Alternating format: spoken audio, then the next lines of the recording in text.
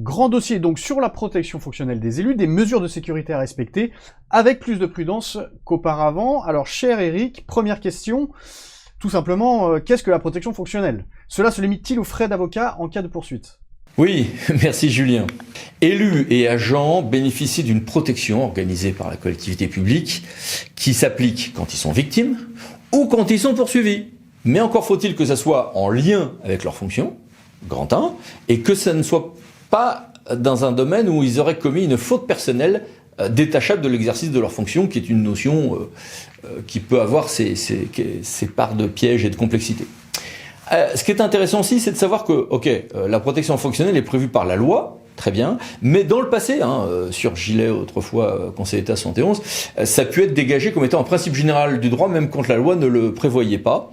Ce qui peut alimenter la réflexion, notamment sur la responsabilité des gestionnaires publics devant la Cour des comptes. Et ce régime s'applique à un plus grand nombre de types d'agents qu'on ne le croit usuellement, y compris les commissaires enquêteurs, les collaborateurs occasionnels du service public, etc. Souvent, on croit que ce ne sont que les frais d'avocat, voire d'expertise. Et c'est pas vrai. Ça peut inclure un droit de réponse, des mesures matérielles, l'octroi d'un titre de séjour, l'indemnisation au titre d'action civile, beaucoup de choses. Et tu parles de prudence à avoir, en tout cas plus grande prudence à avoir qu'auparavant, car il y a moins de cas qu'on ne le pensait où il est possible de recourir à la protection fonctionnelle, au moins tant qu'on est poursuivi? Oui, la protection fonctionnelle n'est pas due en cas de faute personnelle, détachable des fonctions. Ça peut même conduire de manière contre-intuitive à méconnaître la présomption d'innocence. Par exemple, la Cour de cassation a exclu que ça soit donné en cas de mise en examen pour prise illégale d'intérêt ou pour favoritisme par 2 décisions importantes dont il n'est pas clair si elles s'appliquent à toutes les mises en examen pour favoritisme ou prise illégale d'intérêt ou pas. Ce point est évidemment débattu. Donc au total, il est bien difficile de savoir si la protection fonctionnelle est due ou pas dans un certain nombre de cas. Il faut vraiment faire preuve de beaucoup de doigté de prudence sur ce point. Et ensuite, quand on est blanchi, ou au contraire, condamné définitivement? Celui qui n'a pas bénéficié de la protection fonctionnelle peut ensuite demander remboursement de ses frais quand il est blanchi, évidemment, mais sous réserve de justifier, qu'il y avait droit, que c'est pas prescrit, qu'il a des justificatifs de ses dépenses et que les honoraires de son avocat sont raisonnables. Sinon, on ira devant le juge administratif en cas de litige sur ce point. Mais ça marche aussi en sens inverse. Je peux avoir une action incursoire de la collectivité, la personne est condamnée, finalement il y a eu faute personnelle détachable selon le juge ou selon toute évidence. Eh bien après coup on peut émettre un titre de recette, faire une action récursoire, ça peut marcher dans les 2 sens. Et puis sur les honoraires de l'avocat, gare aux abus, j'ai connu beaucoup de dossiers où certains abusaient et il ne faut pas hésiter sur ce point à cadrer les choses. Je vous ai mis toute une série de références ici, n'hésitez pas à mettre sur pause. J'avais fait une vidéo également à ce sujet. Il y a aussi la question des déports à organiser si l'élu est concerné? Oui. Un supérieur hiérarchique ne peut pas accorder la protection fonctionnelle pour un agent qu'il met en cause. Un maire ne peut pas se prononcer sur une demande de protection fonctionnelle d'un agent communal qu'il met personnellement en cause. Des déports sont à mettre en place. Quels sont les risques?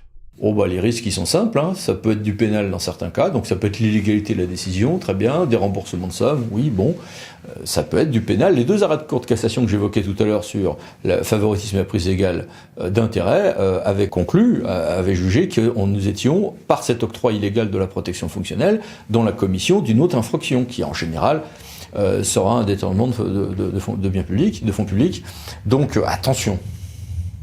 À ceci s'ajoutent des précautions au stade de la délibération? Pour l'élu concerné en demande comme en défense? Oui, là on touche à des choses qui sont encore moins connues que ce que j'ai évoqué précédemment et qui pourtant doivent bien retenir toute l'attention.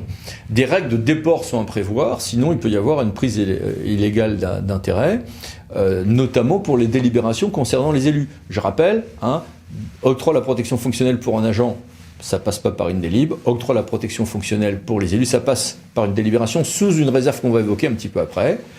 On a même eu un cas assez amusant qui a été relevé par l'observatoire de la SMAC, c'est que on a même un élu d'opposition, vous voyez, une délibération pour octroyer la protection fonctionnelle à l'exécutif. Très bien.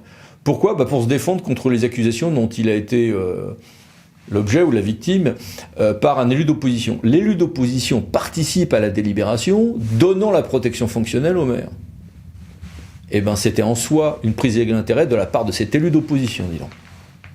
Et si cette délibération relative à la protection fonctionnelle est attaquée, qui peut défendre la collectivité? Alors là aussi, il faut faire attention. Le théâtre de Versailles, pour l'instant, c'est une décision isolée à ma connaissance. Mais le théâtre de Versailles a récemment estimé qu'un maire ne peut pas, au nom de la commune, défendre la délibération lui accordant la protection fonctionnelle. Avec une conséquence redoutable, hein. C'est la non prise en compte de toutes les écritures de ce maire pour se défendre sur le fond. Vous voyez les conséquences. Sur le fond, en tout cas sur la légalité de cette délibération. Alors, il y a eu des annonces gouvernementales.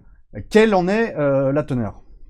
Le gouvernement a annoncé qu'il soutenait des propositions qui étaient également des demandes de l'AMF, des propositions sénatoriales avec 2 textes. Un qui est en fin d'adoption, qui va bientôt être promulgué, qui est une loi qui a plusieurs choses en son sein, mais notamment l'octroi automatique sans délibération pour les élus victimes, plus une remontée des seuils de 3 500 à 10 000 pour un certain nombre d'aides de l'État à cet effet, et des évolutions de certaines règles de déport.